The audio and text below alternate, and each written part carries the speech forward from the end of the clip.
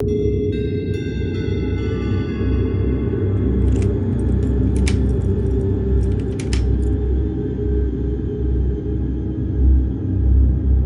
I was in college, I rented a small studio apartment on the edge of town. It was the cheapest place I could find, and it wasn't in the best condition. Peeling paint, thin walls, and an old radiator that clanked all night. But I didn't care. It was mine, and it gave me freedom. The building only had 4 units. Across from me lived a man in his late 40s. I never knew his name. I just called him the Silent Neighbor. He didn't talk to anyone, and when I passed him in the hallway, he would just stare, long enough to make me uncomfortable, but never say a word. At first, I brushed it off. Some people are just private, but over time, I began noticing strange things. Whenever I left my apartment, I'd catch him standing at his door, cracked open just an inch, watching me. I could feel his eyes following me down the stairs. Once, I tested it, pretended to walk away, then crept back up silently. Sure enough, his door was open, and I saw the shadow of his head in the crack. I told myself I was imagining things, but then, little by little, I started finding signs that someone had been inside my place. A glass on the counter moved slightly. My folded laundry shifted. A notebook I left open was closed. I thought maybe I was just stressed,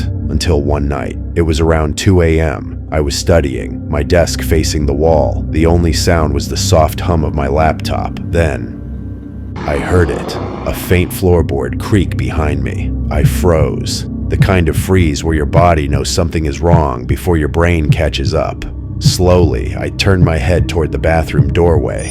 It was dark, too dark, but I swear, I saw movement. Like someone quietly pulling back into the shadows. My heart pounded. I grabbed my phone, ready to call 911, but then I heard another sound. The slow, steady creak of the hallway door opening.